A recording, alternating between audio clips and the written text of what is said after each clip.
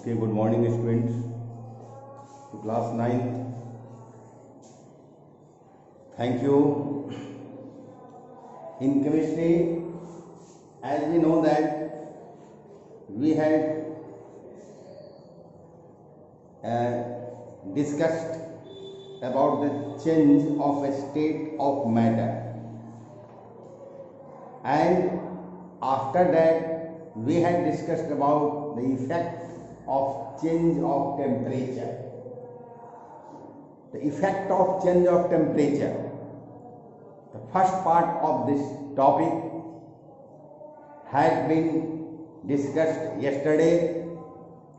Now today we have to discuss about the same topic as second part. And here topic is here effect of change of temperature. The first effect is that solid to liquid change. When we increase the temperature by heating to a solid, then the solid is converted into liquid state. Therefore, solid to liquid change means melting. तो melting के बारे में हमने कल discussion किया था आप लोगों से। मेल्टिंग क्या है, मेल्टिंग पॉइंट क्या है, ये सब डिफिनेशन लिखवाया था नोट में, और नोट्स में डिफिनेशन लिखवाते हुए हमने पढ़ाया था फर्स्ट पार्ट में। देखिए डेट है 25, आज का डेट है 25/6/2020, क्लास 9 केमिस्ट्री चैप्टर 1 अभी कंटिन्यू चल रहा है। इसका पार्ट 2 है, टॉपिक है effect of change of temperature, इसका पार्ट 2 है ना। और नोट में लिखना है solid to liquid change part 2 है ना, इसका है। देखिए different solids have different melting points. बात सही है, अलग अलग सॉलिड्स का अलग अलग मेल्टिंग पॉइंट होता है। कॉपर का अलग मेल्टिंग पॉइंट होता है, कॉपर सॉलिड सब्सटेंस है। आयरन का अलग मेल्टिंग पॉइंट होता है, आयरन सॉलिड सब्सटेंस है। आइस का अलग मेल्टिंग पॉइंट होता है, आइस सॉलिड सब्सटेंस है। उसी तरह से आप देखिए sodium, the sodium has its own melting point, sodium is a solid substance. Aluminium has its own melting point, aluminium is a solid substance. like magnesium has its own melting point, magnesium is a solid substance. Therefore it has been told here that different solids have different melting points. As for example given there different solids have different solids have different melting point. Melting point means empty है ना, yeah. You will understand from MP and melting points. For example, melting point of wax, मोम होता है ना, मोम उसको wax कहते हैं। मोम का मेल्टिंग पॉइंट क्या होता है, 63 डिग्री सेल्सियस होता है। Melting point of iron is 1535 degree Celsius. Melting point of solid ice is melting point of ice is solid form of water is 0 degree Celsius. ठीक है, तो the melting point of a solid is a measure of the force of attraction between its particles. Particle means atoms और molecules, ion भी हो सकते हैं, है ना। ये बात है, इसको समझना है। आगे देखिए क्या है, यहाँ मेल्टिंग पॉइंट के बारे में लिखा है ना। हमको समझना है कि मेल्टिंग पॉइंट जो है वो आपको actually the melting point of a solid is a measure of the force of attraction between its particles. Particles may be atoms, molecules or ions. Higher the melting points of a solid substance, greater will be the force of attraction between its particles. So जिस solid substance का melting point जितना higher होगा, उस solid substance के particles के बीच का force of attraction जो है इंटरमॉलिकुलर फोर्स ऑफ अट्रैक्शन या inter particular force of attraction वो क्या होगा, उतना ही ग्रेटर होगा, उतना ही बड़ा होगा, ज्यादा होगा force of attraction. As for example the melting point of iron metal is high, iron metal का मेल्टिंग पॉइंट बहुत हाई होता है, 15 से 35 डिग्री सेल्सियस होता है, वहां लिखा हुआ है which tells us that the force of attraction between the particles of iron is very strong. Iron के पार्टिकल्स के बीच का फोर्स ऑफ अट्रैक्शन जो है वो बहुत स्ट्रॉन्ग, बहुत मजबूत होता है ना। इसलिए आयरन को मेल्ट करने के लिए we have to increase the temperature of iron up to 1535 degrees Celsius. But why? Because the force of attraction between the particles of iron is very strong, बहुत strong होता है। Now we have to know how a solid changes into a liquid on heating. तो solid liquid में change हुआ, melt होकर change होता है, melting उसको कहते हैं।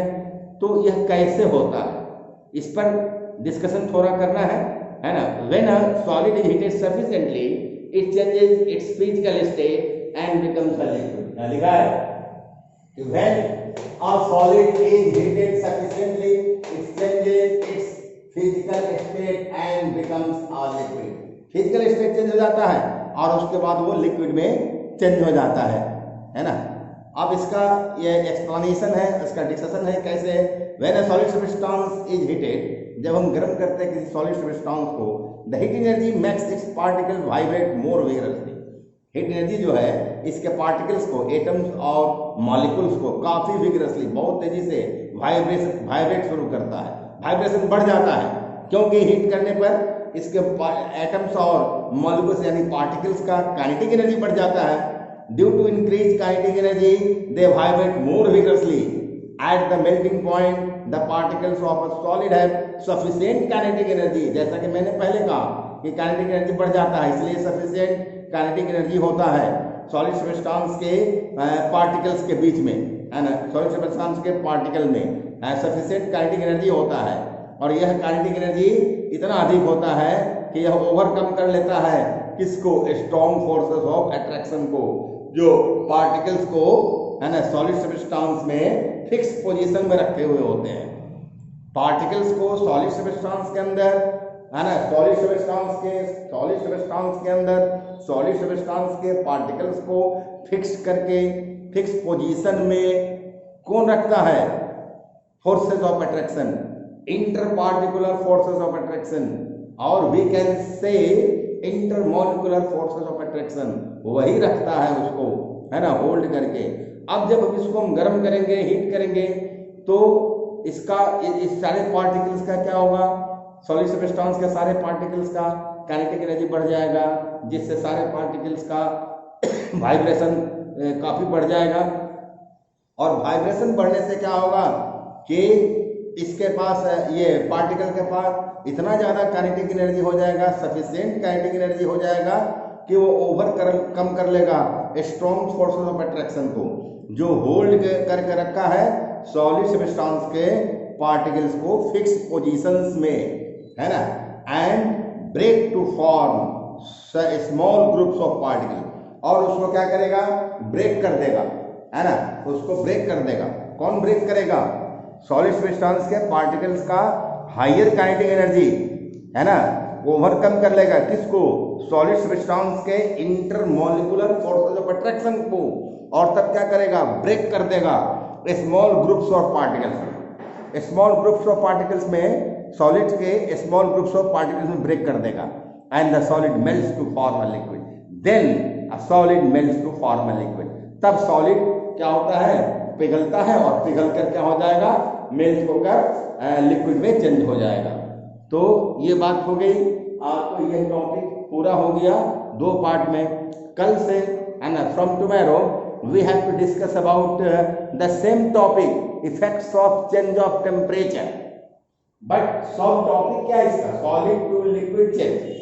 अब कल से हमको डिस्कशन करना है liquid to gas change, है ना, मीन्स बॉइलिंग, है ना, या vaporisation. What is vaporisation? Vaporisation is the change of a state from liquid to gas.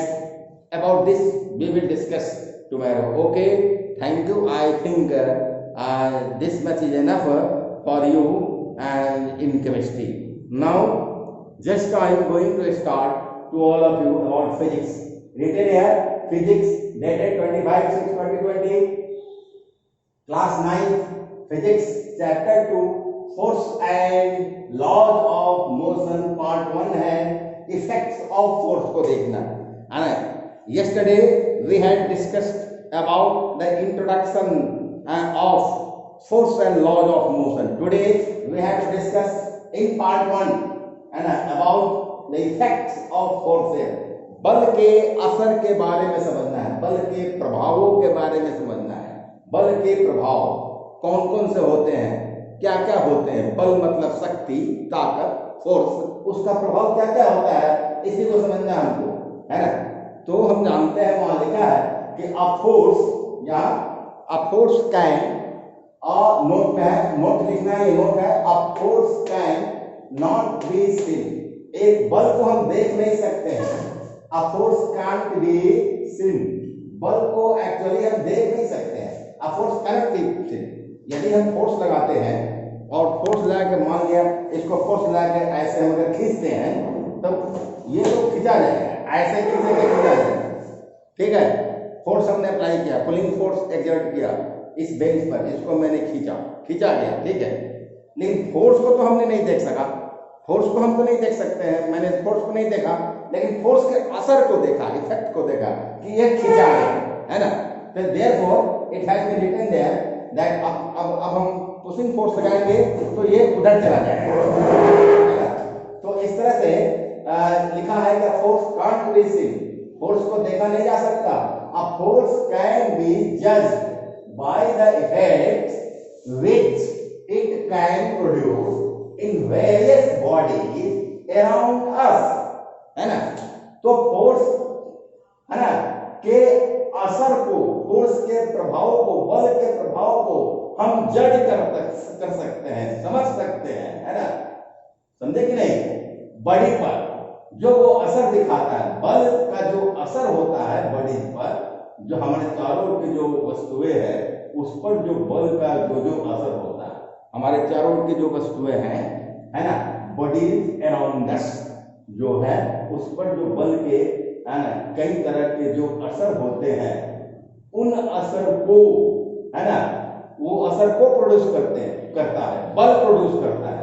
उन असरों को हम जज कर सकते हैं, देख कर समझ सकते हैं। जैसा मैंने यहाँ बल लगाया तो इस बल के, इस पुलिंग फोर्स के, जो ये पुलिंग फोर्स है, इसके इफेक्ट को तो जज हमने किया ना कि ये इधर चला आया, है ना, मेरे ओर चला आया, है।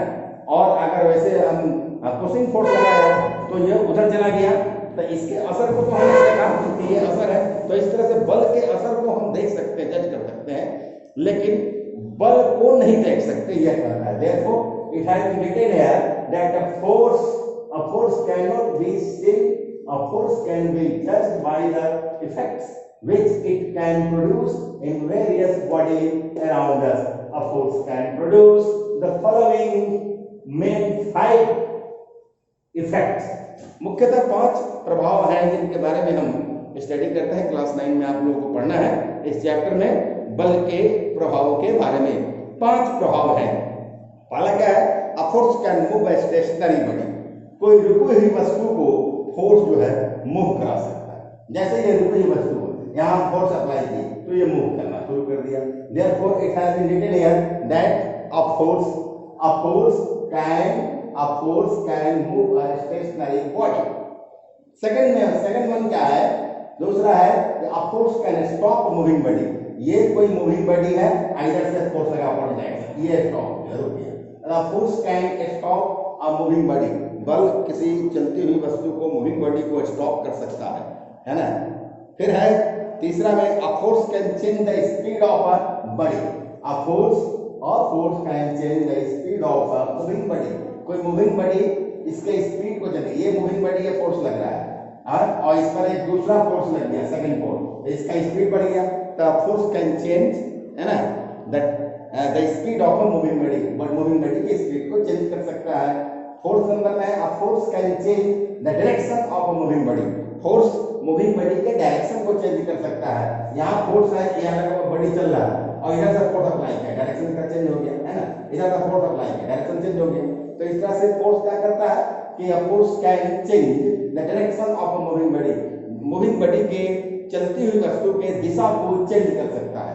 पांचवा नंबर में क्या है, a force can change shape and size of a body, force क्या करेगा, बॉडी के शेप एंड साइज को चेंज कर देता है ना। जैसे ये बॉडी है, हम फोर्स अप्लाई किए, इसका शेप और साइज चेंज हो गया शेप एंड साइज। इस तरह से फोर्स अप्लाई किया, शेप एंड साइज चेंज हो गया, शेप एंड साइज चेंज हो गया। The force therefore it has been written here that the force can change shape and size of a body। इतनी बातों को आप लोग समझ गए होंगे, है ना। we will now, है ना, we have to now know some examples of all these effects produced by a force। ये जितने भी 5 असर है जो फोर्स के द्वारा प्रोड्यूस किए जाते हैं, उन सभी के, है ना, एग्जाम्पल्स को समझना है, 1 by 1 समझना है। तो पहला क्या है, पहला है कि फर्स्ट है a force can move a stationary body। हमने तो यहीं पर देखा कि स्टेशनरी बॉडी है, इस फोर्स अप्लाई किया, ये मूव करने लगा, हो गया एग्जाम्पल। फिर भी हमको दूसरा एग्जाम्पल समझना है, if we kick a football kept on the ground with our foot, अपने पैर से फुटबॉल को हम किक करते हैं, है ना, जो ग्राउंड पर रखा हुआ है, तो क्या होगा, then the football starts moving, football move करना शुरू करता है।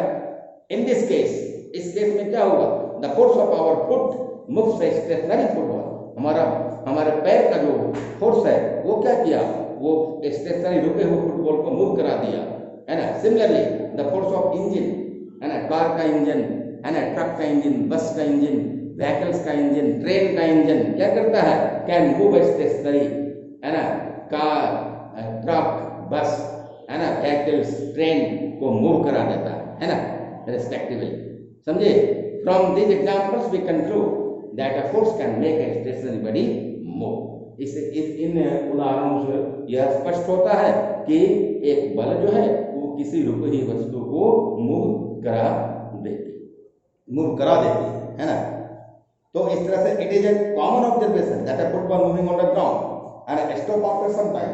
और ये ऐसे चल दिए तो ये चलने के बाद क्या होता है, अपने रुक जाएगा, इसका ऐसे फोर्स अप्लाई कर दिए, ये चलना शुरू होगा, ये चलना शुरू हुआ, अपने रुक जाएगा। देखिए यहाँ आके रुक गया, है ना। तो इस तरह से अगर इस पर हम फोर्स लगाते हैं, ऐसे फोर्स लगाते हैं, और ये क्या होता है, ये रुक जाता है, यहाँ फोर्स लगा दिए, देखिए ये आकर अपने स्वयं रुक जाएगा, यहाँ से फोर्स अप्लाई कर दिए, यहाँ से फोर्स अप्लाई कर दिए, ये आकर क्या होगा, स्वयं अपने आप रुक जाएगा। देखिए यहाँ आके रुक गया, ठीक है। तो फोर्स जब हम अप्लाई करेंगे, यहाँ फोर्स अप्लाई करेंगे, तो आकर रुक गया, अपने स्वयं रुक जाता है। Therefore, it has been written here that it is a common observation that a football moving on the ground stops after some time। In this case, the force of friction of ground, ये इस सतह का जो friction है, वही friction क्या करता है, इसको रोक देता है ना। तो friction of the ground stops after some time, है ना, टू ऑब्जेक्ट।